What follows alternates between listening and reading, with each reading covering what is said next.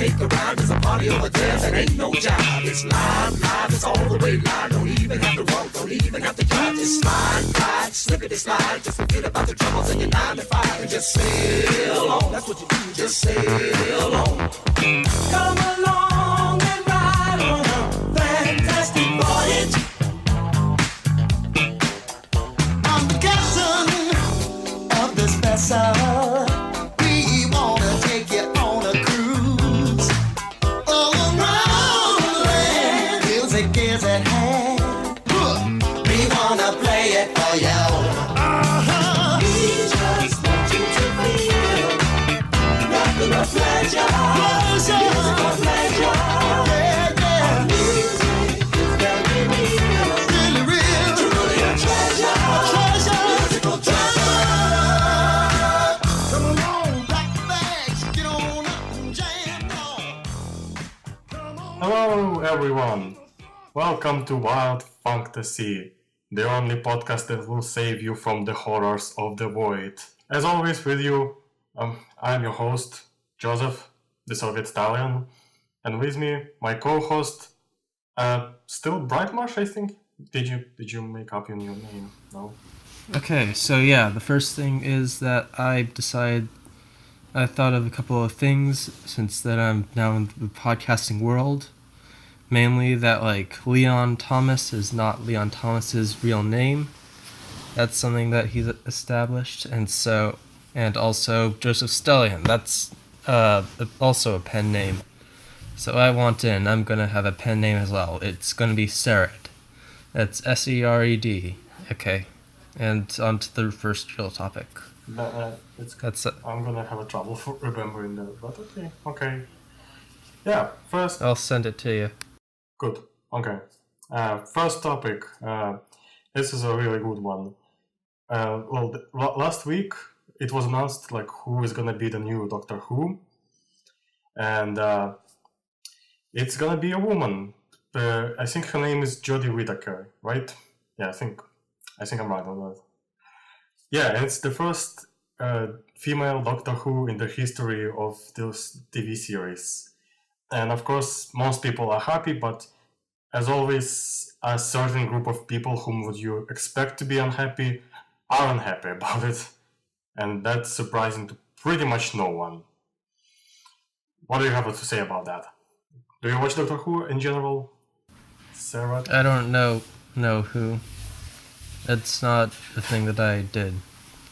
No, like you don't even know, like in general, like the iconography of it, or maybe what it is about. No? Like I've heard of them, and I like sort of know the premise because of cultural osmosis and whatever, but it's not really a thing that I've seen at all. Okay. Yeah, it's kind of cool because here's the thing. Doctor Who is interesting in terms of how it's written. It's kind of the only character that doesn't really have to be changed in any way in order for this gender switch. Doctor Who, if you don't know, it has the protagonist called Doctor, and she is they are Time Lord. Like they are not human, they are alien, though they always look like humans, like you and me. And the thing about that is that they're basically immortal. Just every time they die, they get resurrected in a whole new body and with no old memories, as far as I can remember. So that was like made up in like a long time ago because this show's ridiculously long and old. And yeah, but then it was invented just as a good way to excuse the changes of actors over time. Oh. Yeah, and it was pretty much almost from the start kind of like planned. Like a lot of people who made the show from the start, they wanted a female Doctor. So there really is no reason why Doctor should be male or even like a certain specific race. I mean, I'm talking like black, Asian, white. Yeah. So like for me, it's funny because when you talk to these people who are like angry about, say, Ghostbusters or female Ghostbusters, female Thor, and many other characters who have changed the gender, there is this kind of underlying assumption from them that they're like, I would like it if it like didn't change the canon of the story. Here it's not doesn't change the canon of the story, and those people are still angry. So I mean, I don't think it's surprising to anyone, but those people are full of shit. And now we confirmed it. They're bad. They're really, really bad. And of course, it's kind of like sparked this conversation about should the characters like be gender flipped, and like how does the gender play into like a character, how it's written. And it's cool stuff. Like I really like it. Okay. I mean, there was a lot of cool stuff that happens because of it. I want to just quickly tell about it. One of my favorite Twitter exchanges happened when like somebody was like, when we are going to get a male Mary Poppins? And somebody dropped them in a response a picture of Yondu in Mary Poppins outfit from Guardians of the Galaxy Volume 2. And the response of that person was like, what the fuck is this? And then the person responded with, Mary Poppins, y'all! It's brilliant. That's great. I loved it. Yeah, and here's the fun. Speaking of which, it sounds sort of like Ego's Time Lord, since he's that kind of powerful dude. So that's what I'm imagining it to be. It's a bit less complicated. Like the Doctor is not that powerful. He's just a dude, kind of like, or the dead. The dead, is that a word? I don't know. Huh? I just made it up. Okay. For me, in another, like, I will tie it to another topic that we had. Somebody was like, well, when are we going, like, what's next? Female James Bond? And it was so funny to me, because I'm like, I want that. Like, what are they trying to say here? I want a female James Bond. Do you want a female James Bond? Another thing that I've like never seen in my lacking nerd credo. Oh. It's like another hole. Yeah, it was recently announced that Daniel Craig will return to the part in the next movie, which is okay. I like him fine. But yeah, I would totally want a female James Bond, or maybe a black James Bond, or maybe both, but black female James Bond. That would be great. Jane Bond, I guess.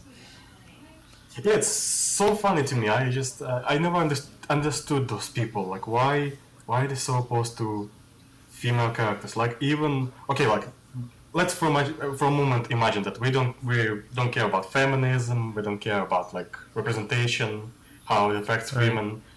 Like, even from just that egoistical perspective, I would still kind of want this stuff because it's something new.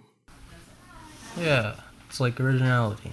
Yeah, it's like I haven't seen like female Doctor Who. Like, it could be interesting, and even before I was super woke baby that I am right now, I really wanted a female James Bond, like just as a gross objectifying man. Like, who doesn't want like a cool badass female spy who travels around the world and is, I don't know, possibly lesbian? They just has sex left and right with girls. On the way home, and so then we just. I don't know. I don't think they really thought their things out at all. Yeah, I mean, why do dudes want to see only other dudes on the screen? This doesn't make sense to me. Who knows? Like, onto something else. I read or saw an article or heard about something about how apparently people generally prefer women's voices for things like Siri. And I always thought that was kind of odd, since when I thought of like great voices, I usually only think of men's voices, and I can't really think of women's voices. And I thought that was kind of odd how I stood out in that way.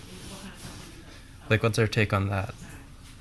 I don't know, it kind of I'm afraid it might say bad things about people, like I think just the tendency of making a female AIs in science fiction and life in general, like, and sort of it's kind of like in the same vein of calling your car a female name. Like it's still likening a woman to an object. Or maybe I'm thinking too deeper about it, but that's my take on it. Like when I think of famous guys that have cool voices, I think like Mark Hamill, and I can't really think of any women actors. Is that because there are not any, or is that a problem on my part? It's just something interesting that I thought about. Yeah, I mean, they really don't get like the same kind of promotion. Although there are some, like many people know Tara Strong. Yeah, Tara Strong. That's like the one. Yeah. Mhm.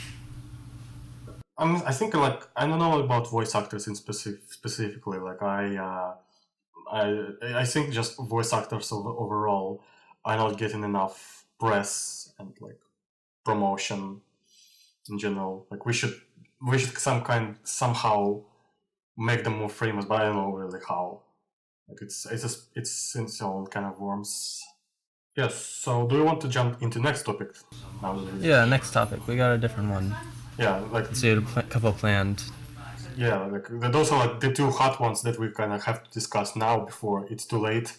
The second one is the news about a new HBO show made by the guys who are showrunners on Game of Thrones. The show is going to be called Confederate.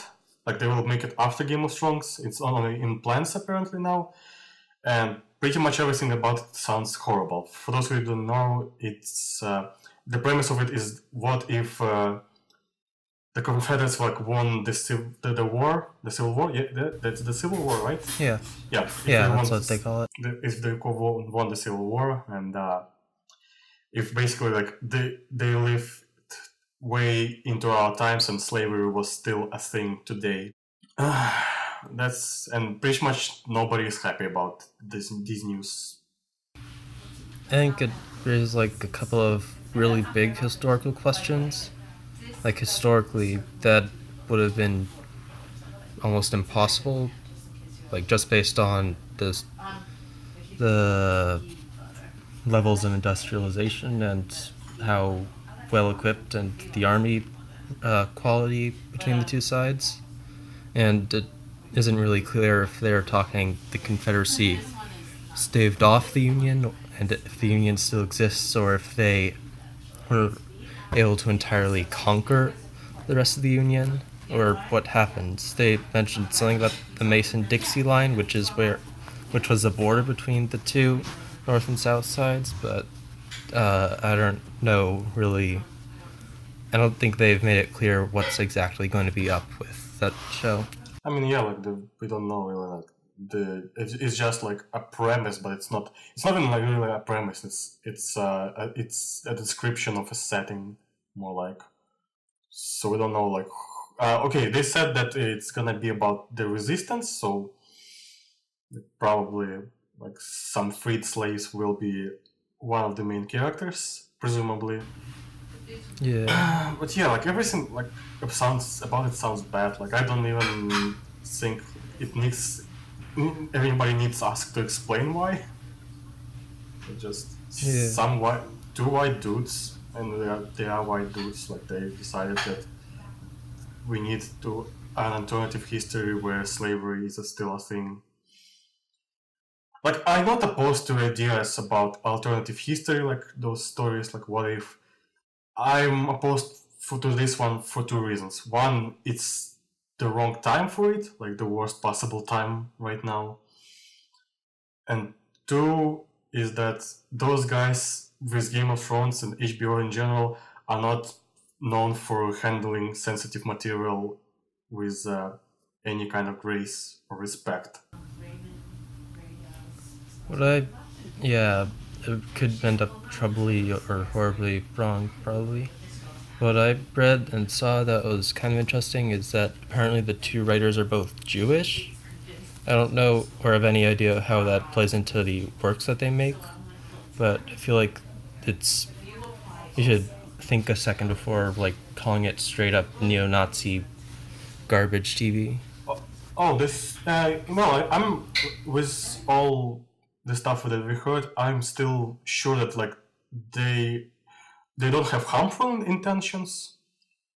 It's just that they're so misguided. by their power and their fame. Yeah, like they said, here's the part that kind of like today I just found on Twitter, and which kind of says a lot.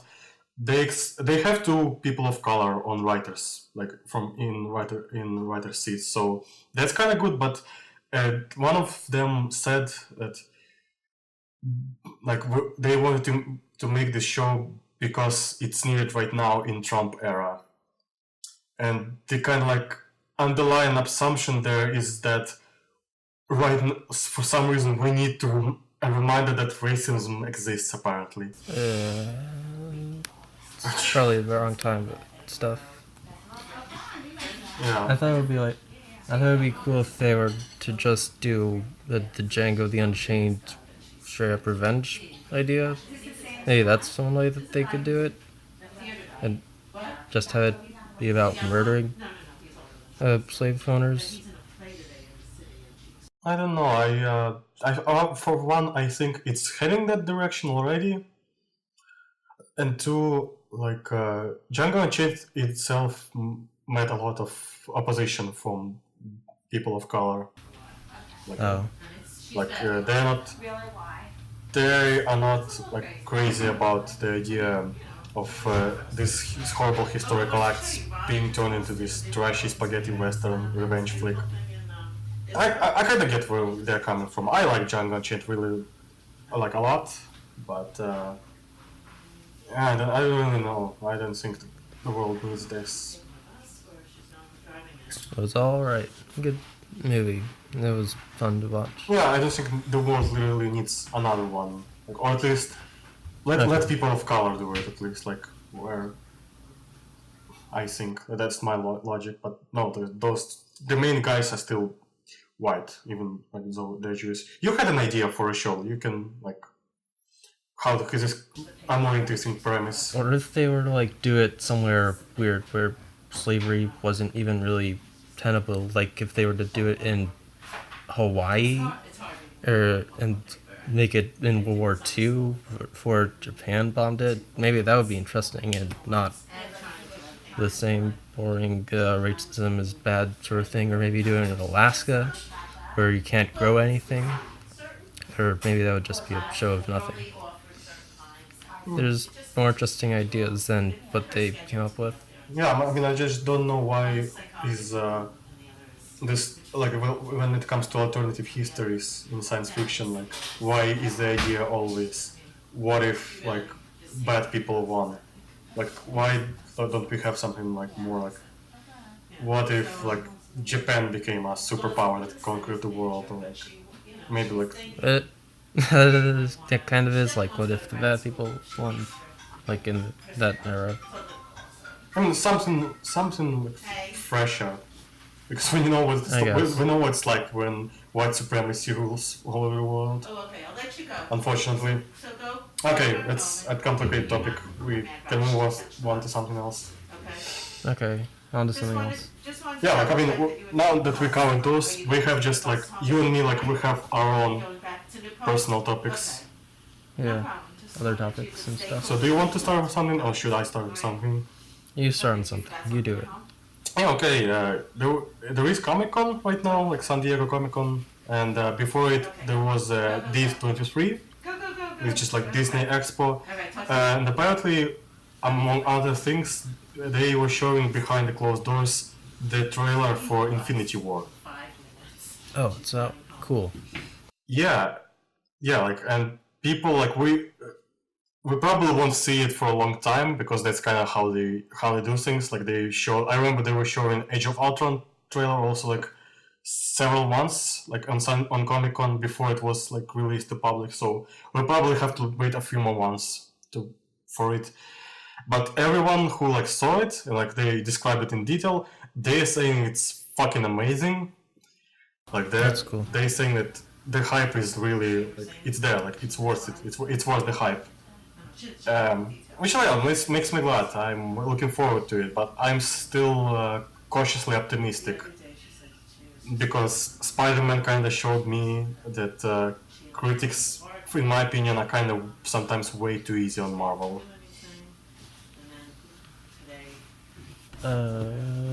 I want to see the movie, not the trailer. Screw trailers. Yeah, That's how I feel. I want to see it too, of course.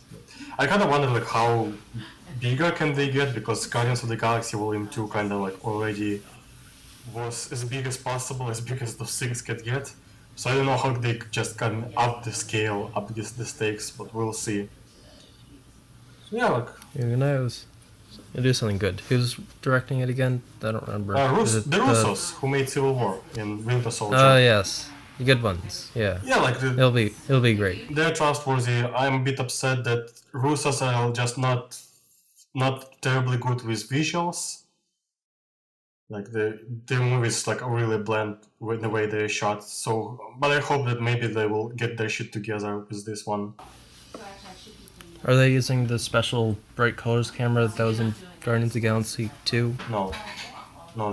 it's last time I checked, maybe they changed something, but last time I checked, it was still Arri Alexa, which is used for the Spider-Man Dang. Homecoming and the upcoming Thor movie, and it'll probably be like it's an industry standard. Oh well. I mean, it's not the camera; it's like the stuff that they put in, like how they color grade it and special effects. Like camera would help a lot, but like it's kind of like says a lot about the intentions of the director, but it's not the like final word in how it's gonna look. Yeah, I know it's only one factor, but sounds like the important one. An important one, We'll see. I guess. Yeah, and I also saw from that expo trailer for Wrinkle in Time, which is a big budget Disney movie made by Ava DuVernay, whom I am a big fan of. She's a black female director who makes really nice movies, and that's kind of like her first really big one. And yeah. Wasn't there like another Wrinkle in Time movie? I don't remember. No, I don't think so. Oh, I thought I saw one. It was like a sci-fi movie. I don't remember much about it, but I think I didn't like it. Well, they're making this one. I don't know if there is any other ones. I know it's like a big, almost classic book, like in USB, but I don't know nothing about it until I didn't know anything about it until recently. So like, It's like about dreams or something. yeah, like, and I mean, I trust Ava because she never made a bad movie before. Like all of her stuff is great. But it looks kind of like weird. It looks kind of like, it reminds me of Alice in Wonderland, those Tim Burton's Alice in Wonderland movies. Kind of cartoony CGI. Like it looks weird to me. Okay. Like I don't know. Plus, I read about Wrinkle in Time, and it seems like it's the kind of book that was super fresh when it came out, but now it's kind of like its messages are just typical Disney Channel stuff of be true to yourself and like love each other, and that's how you win. Yeah, that sounds familiar. Yeah, like it seems like it's gonna be super dated by the time it comes out, but we'll see. We'll see. Okay. So do you have what do you have?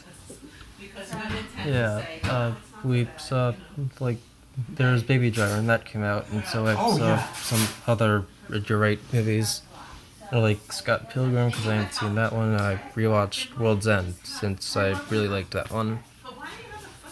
So let's talk about And You're Right stuff for like a bunch. Yeah, sure. Well, I would like to. I thought that Baby Driver was.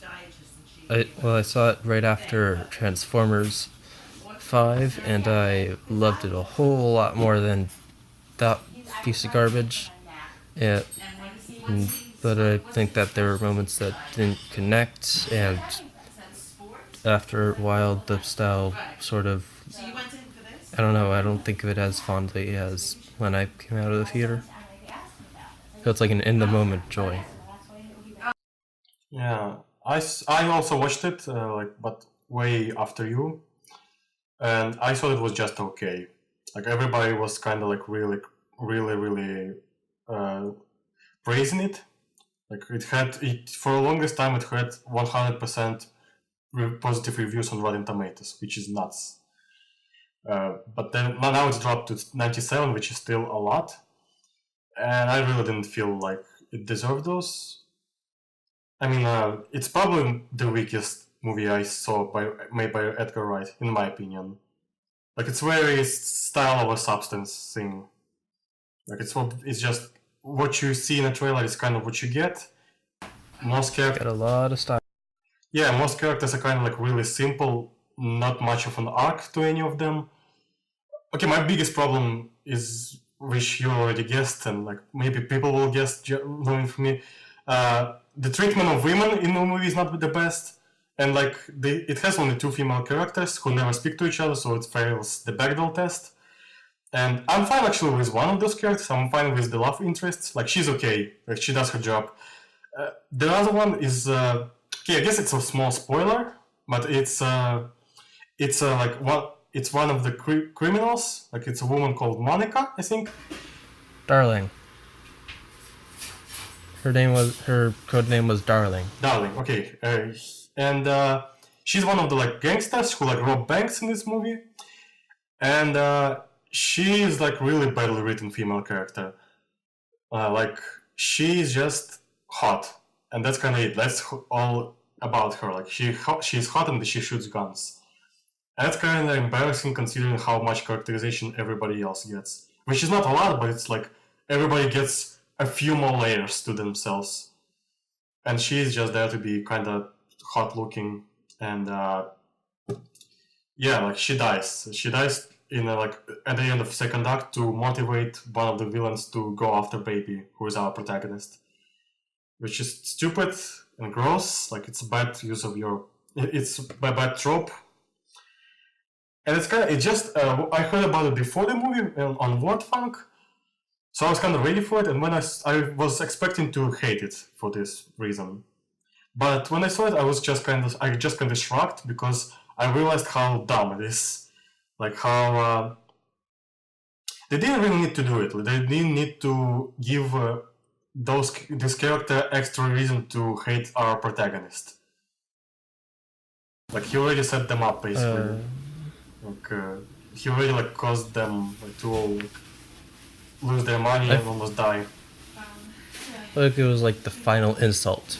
He killed her girlfriend, and that's what really, really, finally, totally drove him over the edge. But still a bad trope, I guess. Yes, it's bad, and like, I mean, they're killers and criminals. They don't really need reason to be psychotic. So that's kind of like why, imagine like if Jamie Foxx's character was instead of this guy. He's already kind of like not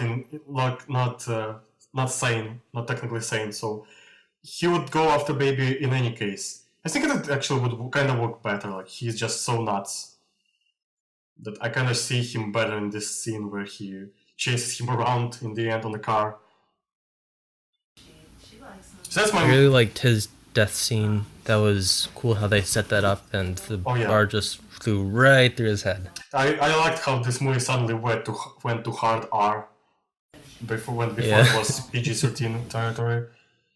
Yeah, I mean, it's just so needless that I kind of was like, I would actually prefer that they didn't have her at all as a character. Like, just have another dude. Make him gay, maybe. That's still a bad trope. Kill your gays. Oh. Or Oh, just yeah. have them like a buddies or something, or have them like just lose their money or something. Like I said, they don't need extra reasons to hate the main character. And for style over substance part, like, it was fine for the most part, but here's my problem. This movie is like all built around music, and with that like in mind, there was never a moment for me when any sequence was elevated by the music. Like, it was fine, it was really cool, but there never was like a scene like in Guardians of the Galaxy Volume 2, which we mentioned constantly. Like, in that movie, we have a scene where Fleetwood Mac plays, and that just gives so much additional meaning and emotional weight to what's happening. And there was never a moment like this for me in Baby Driver. Like, never. I don't know. They tried to make one with a Queen song for the final boss battle. But then when you have it, it's kind of like, it's there is a lot of car sounds, and I didn't really hear the music itself.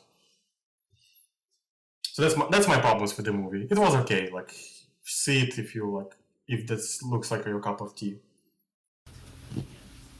I liked it.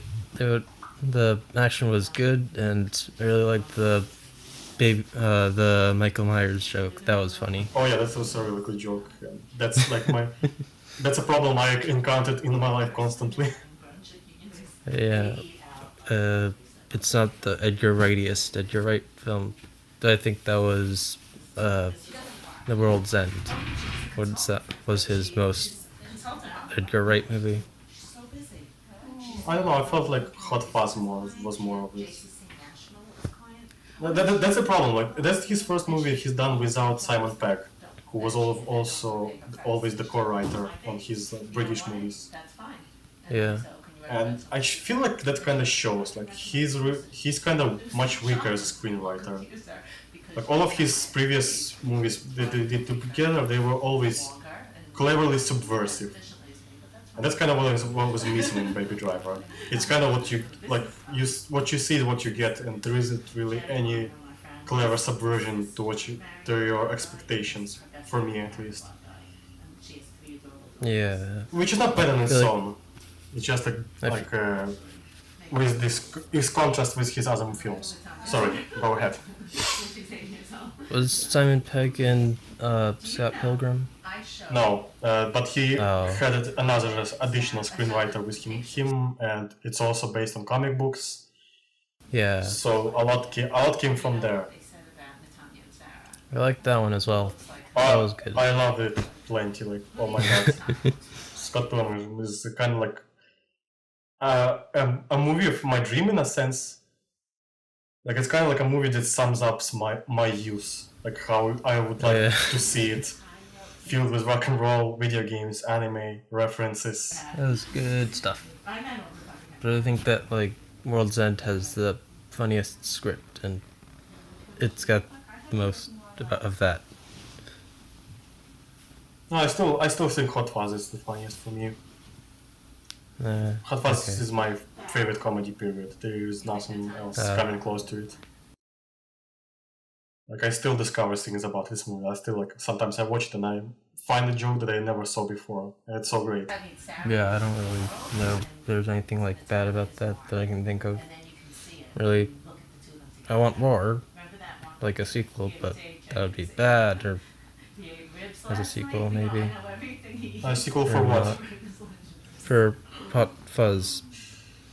Well, I think it would Would it? kind of be redundant, but if they did it kind of like like this ironic sequel, kind of like 22 Jump Street, it could have worked. Yeah, I guess. Sure. I watched a bunch of stuff. Like, I watched Yeah. a bunch of movies. What else did you watch? Do you watch stuff? What do you watch? I, is that? well, I recently traveled. Like, right now, I'm recording from Ukraine. I'm back home. Before that, every episode was recorded in Poland. So on the train, I watched Assassin's Creed, Oh yeah. last year's big video game flop. Yeah, it's terrible. Like, Oh. I actually regret watching it. Like, which is rare for me. Like, sometimes, like most of the time, I kind of find at least something in bad movies, like something to learn on that experience. But here, it was miserable. It was so miserable. Like, it's so serious and dark, and it's unbearable.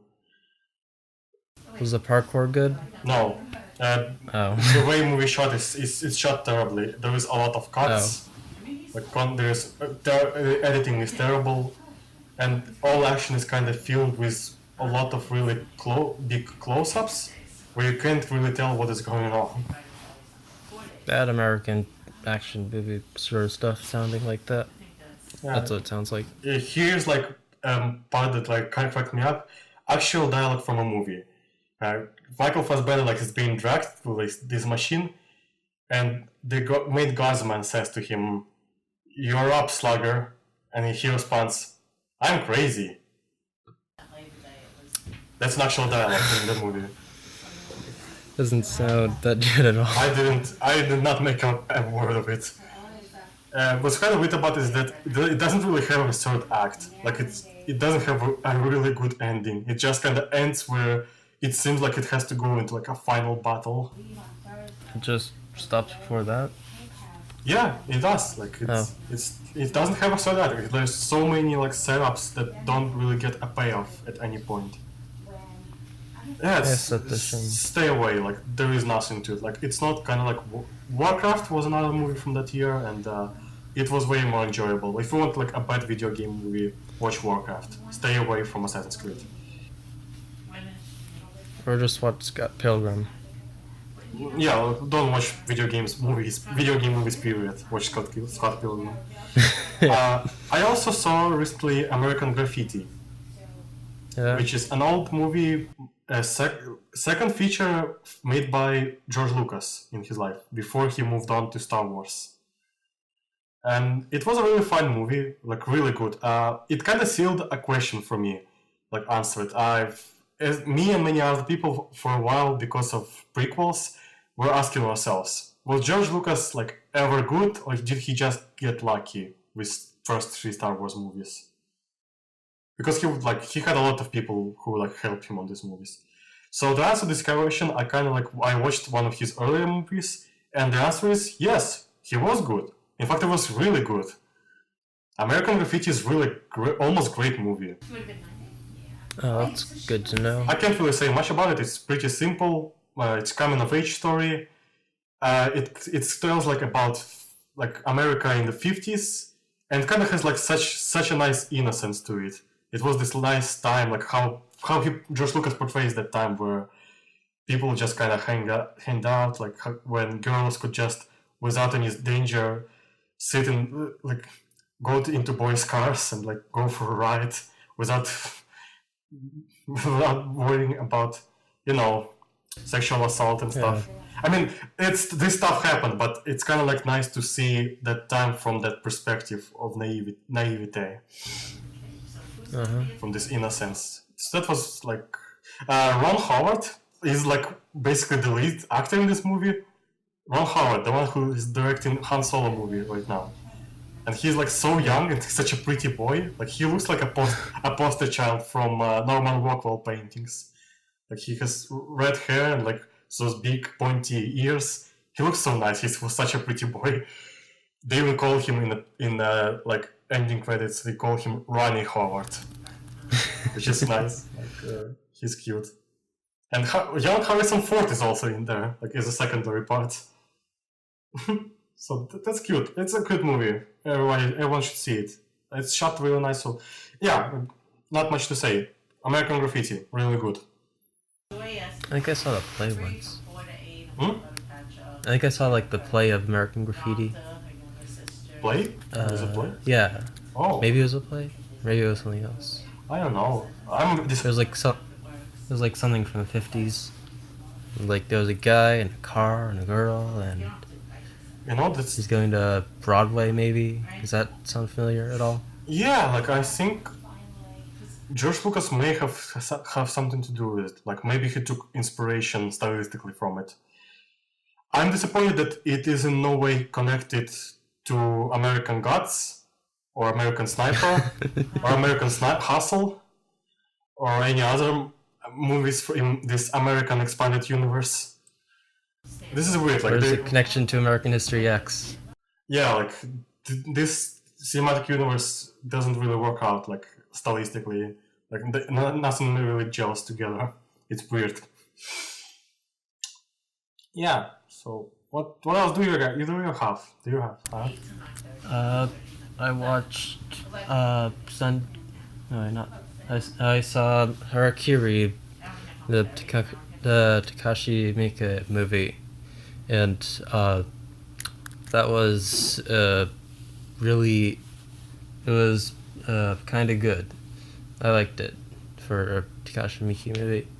It had like a really dull middle, but that ending so much more exciting.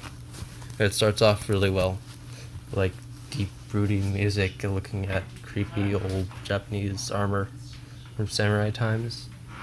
Oh, do you want some of that? Did you see the So original one? Not really. Okay.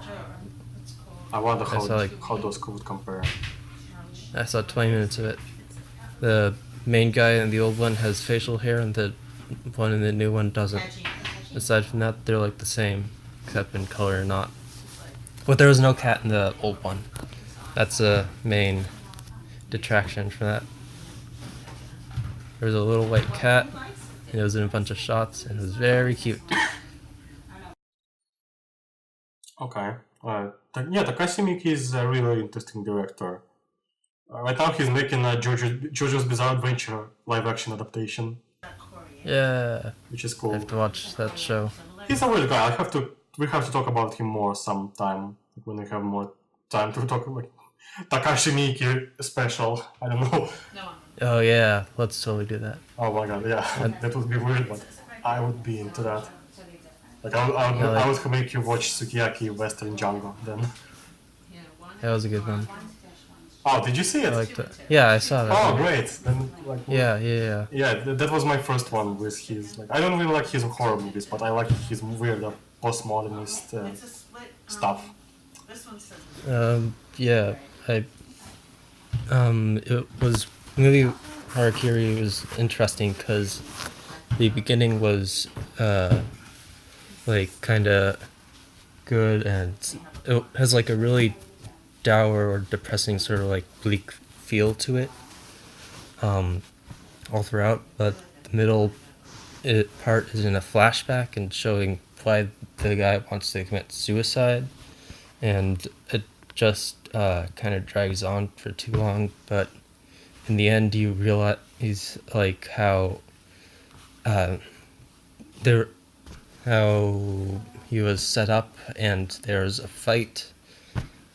See, like fights against the feudal traditions, and with like a bamboo sword, and it's really intense and exciting, and it's like a really roundabout way to get some good action. So that was kind of funny. That reminds me that he also made 13 Assassins remake, which is everybody says it's super great. We should watch that probably when we do this special. I liked that one okay enough, I guess. It sort of falls into the same trappings as the Magnificent Seven and Seven Samurai, where it's like a bunch of guys that I don't know, and I didn't really pay attention enough to distinguish fighting, and some die and they kill bad guys. The last 40 minutes are super good action. It's crazy stuff with like massive booby traps and city-wide destruction and stuff. Maybe it would be better on a rewatch. Maybe we were shown it in a film history class, and the teacher basically spoiled us the ending and who survives and who doesn't, which I hated him for. Oh, okay. I know that you watched another movie which is Japanese. Yeah, I saw High and Low, the Kurosawa movie, and that was pretty good. It started off really well, and it's got like a cool premise of the kidnapping, but they kidnapped the wrong dude, and they have to find the kidnapper. And I think I liked it all the way up until the train part, but I think I sort of lost a little bit of interest when they went to the police investigation. Since I think it was strongest when it was following Toshiro Mifune. Yeah, it kind of has this weird switch where basically it switches not only kind of genre but the main characters. Yeah. Where it goes from Toshiro Mifune to the investigators. Right. Yeah, I really love this movie, and I want to say I haven't watched it in a long time, but from my memories, I actually think it might be Kurosawa's best. Really? I kind of think that... I was kind of curious since you had said that it was your favorite or his best. And I think that, like, Ron is his best.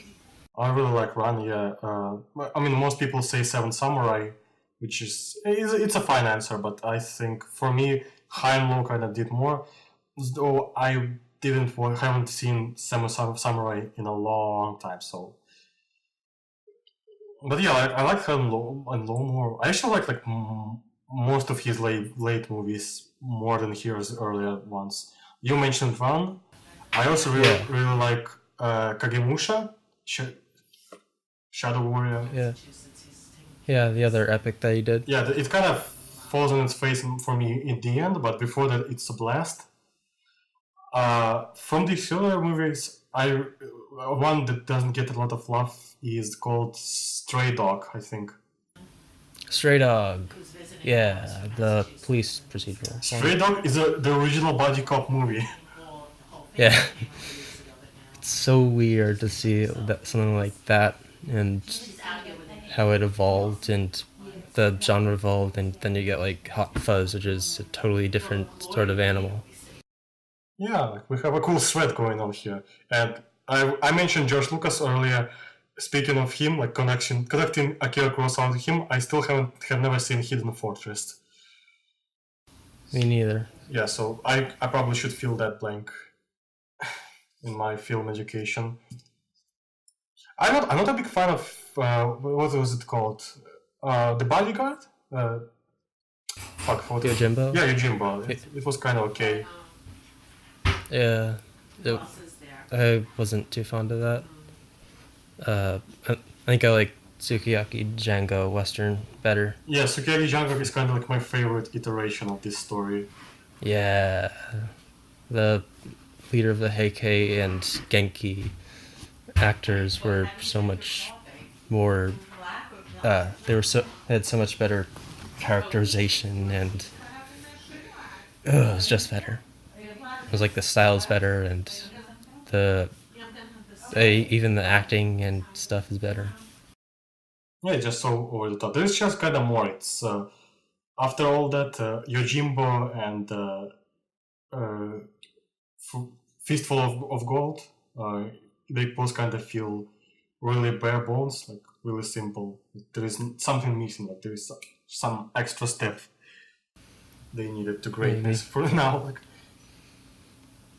But it was weird because I really loved Sanjuro after Yojimbo. Yeah, I should watch Sanjuro. I heard it's great. Oh, it's great. It's Toshiro Mifune being critical and condescending to these younger warriors, and it's so good. It's pretty funny, actually. I think it's like funniest film. Watching him be a cool samurai and trying to instruct these kids. Alright, so I discovered... So, you know how there's like Neil Cicierega, who combines songs and makes other songs that sound good?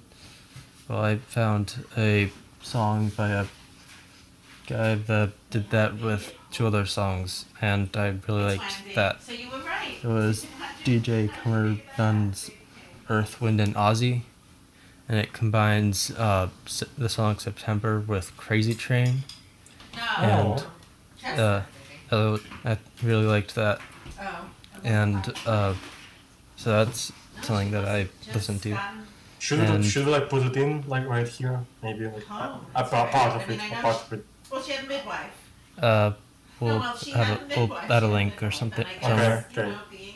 And the other, I've been kind of getting a little bored of music that I've been listening to, like the funk, and so I wanted to try something different.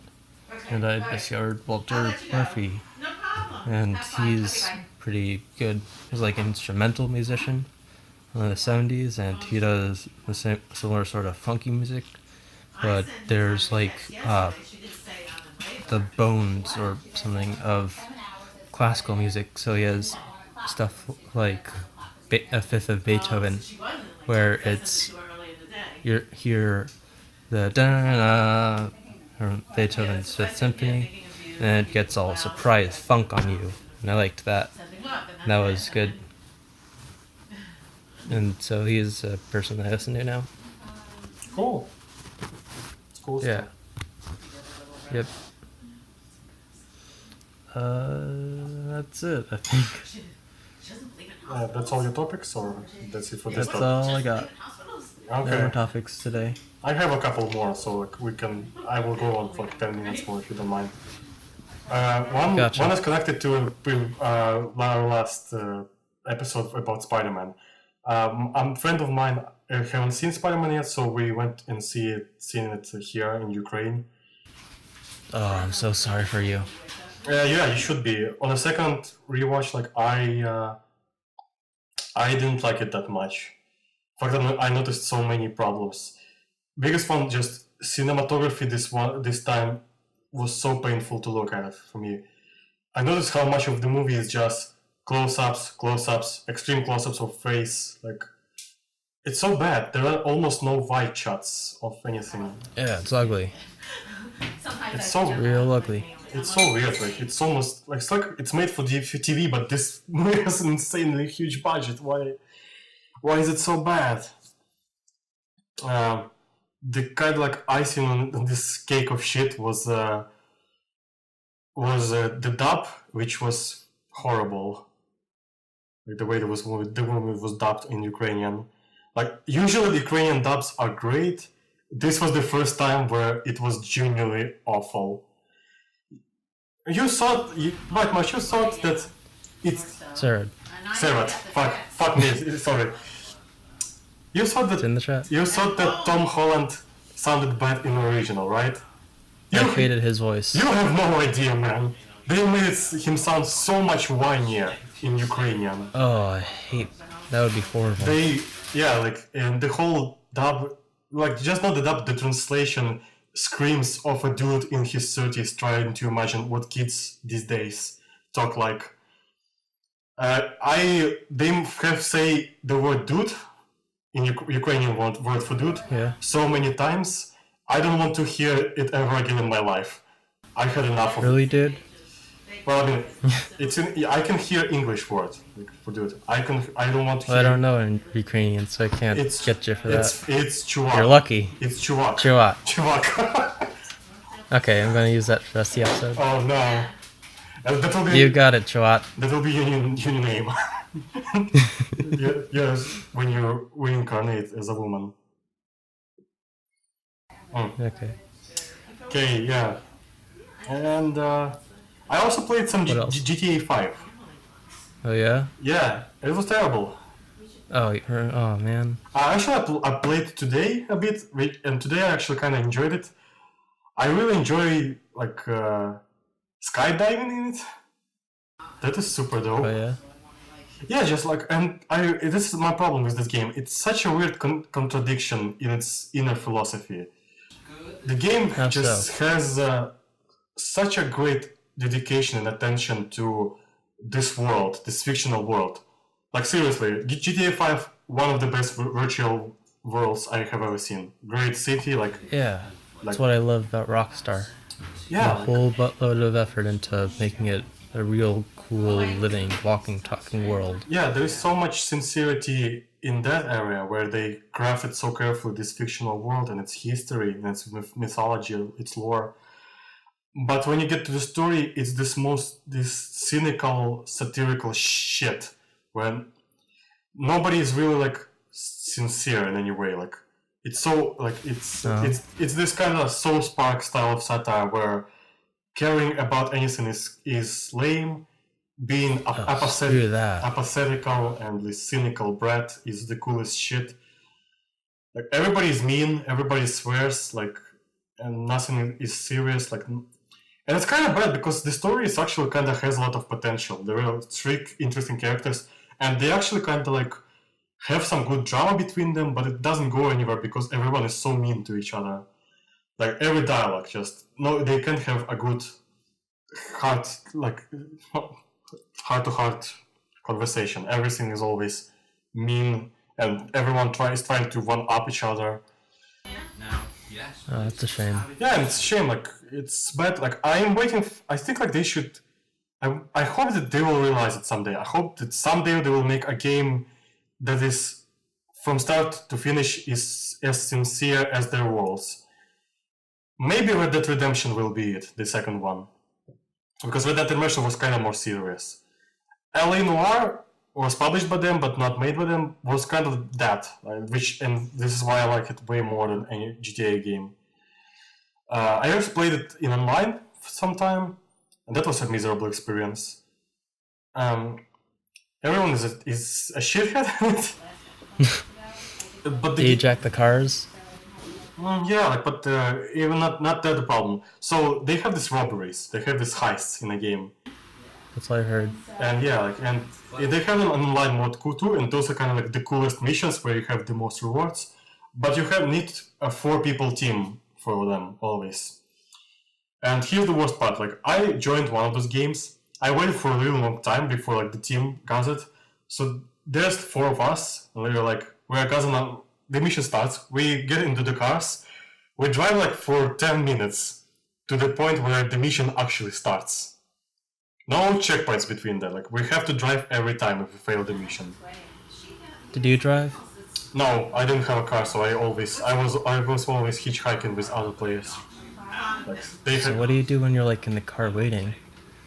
You just... You either shoot cops on the streets, shoot people on the streets, or browse your phone. Oh, yeah, you have a phone and new ones. Yeah, so... Dang kids. And then we get to the mission, and it starts. We have to kill everyone in a huge military ship and steal some cargo. And we're like, oh yeah, this is cool. And we started killing dudes. And then the mission failed. And it's failed. Oh, how? Because one of our team died. Oh. And this is so dumb. Yeah, if one person, of the 4 guys, dies, it's game over. Even if you don't actually need them for the mission. Some missions need other people. Some missions, you should wait one guy should wait in a car while others will fly on a plane. But here it's just you are storming this one place. You still it's game over if one of you dies, and you have to from start over. You have to wait, get in the car, drive 10 minutes, get to the actual mission, and then this idiot will die again. That's why I hate them. Playing with other people is terrible. They just die all the time. Fucking noobs. I mean, That's dumb. I'm not terribly good myself, but those people sometimes are so idiotic. What if you're doing a mission and someone stops playing Grand Theft Auto because they have to go do groceries? Would you fail the mission because of that? If they exit the match, it's game over. Yeah. Oh, that's also dumb. Yeah, so yeah, that sucks. Another thing that's just it's terrible, and that's okay. I can't confirm it for sure, but here's the thing: I'm playing. My character is a female. In GTA Online, you can customize your character's appearance. Right now, Did you make a Catalina? no, I made kind of a slim-looking blonde woman, and right now I'm switching constantly clothes. Before I always was kind of androgynous, aggressive-looking lesbian character, kind of Now I dressed up as something of a evil Tumblr feminist. And here's my terrible experience. People treat me differently when I play as female in the game. I get harassed in the game a lot. I don't have voice chat. I don't have any of that shit. But there were so many times where some other player saw me and pulled over on his car and started signaling. How do you say it when you push this thing on the wheel? You beep the horn? Yeah, beep the horn, telling me to get into the car. And sometimes I did, and they brought me somewhere, and it was cool. But other times I was no, I have my own shit to do, and they kept walking. You know what happened immediately afterwards? What? They usually killed me. They usually ran me over or shot me with a gun. That's shitty. And not cool.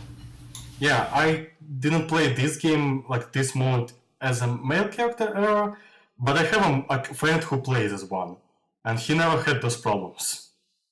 And those problems kind of disappear when we play together, when we are a team. Did you kill any of the people back that tried to kill you? Or ignoring them? Last time, yeah, I had a huge pissing contest with a guy who constantly was killing me. He was better at shooting than me, but I was usually smarter than him. So I would like set up mines or like bombs, and he would like I love those. yeah, like he would like corner me with his machine gun. Like I would be in the cover, and he'd like, "Haha, I got you now!" And like steps on my mine. Like he still kicked my Lost in the high hell. he still kicked my ass a lot, but I usually outsmarted him. And like I remember like last few times I killed him, and then I logged off just to not give him the pleasure of having a payback later. Nice. Yeah, like the game doesn't do well with policing those people and those behaviors in any way. Like you can give out awards for those people. Like you can like put a bounty on them, but anyone can put a bounty on anyone. Like I wish they had a system where if this player killed you or like ruined your shit, then like the game remembers it and you can put a bounty on him. But no, you can do it anytime. So like you put a bounty on the guy and then he's like, "Ah, okay, I will put a bounty on you," because money doesn't mean anything. Like everyone has millions right now in the game. Can you like block people that are online? No, you can enter so-called passive mode, but it's lame. Like passive mode doesn't allow you to get killed by them, but it also doesn't allow you to shoot anyone, like even the non-player characters. Can you use melee weapons? No, no. Can you pick? Combat completely disabled. It's only like for moving around the world, and that's it. Can you get weapons while you're in that mode? You can probably use them. Oh, okay. You can't even like pull them out. Maybe you should try like a smaller server, if that's possible. Yeah, that's possible. Yeah, like that's another option. But it's terrible. Like they should like. I feel like there's a lot of potential in this mode. Like I hope that they will perfect it someday. Is it like an MMORPG? It's kind of like your regular GTA, just other dudes like in this game, and they complete missions. Unfortunately, like the bad problem is that there are no missions like for single player in that mode. Like if you don't want to be with anyone but just want to like do missions, there are like very few options and they're like boring for you. Like the good missions, you always need at least like 2 other players, and it's always like a gamble if you will get someone who plays good and doesn't die on missions all the time, or some complete idiot who will constantly like ruin your shit because they die on mission all the time. Now I want to get Grand Theft Auto 5, but I want to do it in order more, so I think I'll stick to San Andreas. But something really bad happened like kind of recently. I was clicking around trying to save when I was at San Fierro, and the game must have frozen up, and I think I don't know what happened, but I ended up deleting my old save file, and so I had to start all over again back in Los Santos, and that's been a bit of a pain Oh god, trying to get caught up. yeah, this sounds terrible. Whoever types faster. The game's like really big, and I don't remember what percent I was close to completion, but I didn't get to Las Venturas at all, but it's still a real pain. Yeah. Okay, so I think that's it for today. Like we spoke for pretty long, and we can Yeah. finish. Like I just want to say like I don't know like there are movies coming up, so we'll some like they will talk about some new cool movies. There's gonna be Atomic Blonde, which I will definitely see. I don't know how about you. What did you write? Probably, possibly. Yeah, Maybe so that we can talk about it together. You know this already about me, but I can't wait for Valerian and the City of Southern Planets. It's going to start in like my country only on 10th of August, which is not soon. Oh, it came out here, I think, already. Yeah, it's already there. Like, and it probably it doesn't do well in box office already, from what I see. Maybe it'll do well in China. Do you think it'll do well in China? Yes, I actually think it will, because my observation is that China kind of likes more campy, sincere, colorful movies. Like, they don't like the Justice League shit. They prefer, like, Pacific Rim or Transformers. And I think like Valerian might be the shit. But I wonder if it will be enough because this movie is super expensive. Actually, that I don't mind if it will be like the only one. I need only one crazy space adventure movie, which we will talk about more in detail when it comes out. It's gonna be a huge thing. And there a lot of people. All right. So Somebody yeah, that's it. an old man. Peace, Out. peace Goodbye. and peace and pleasure. Bye.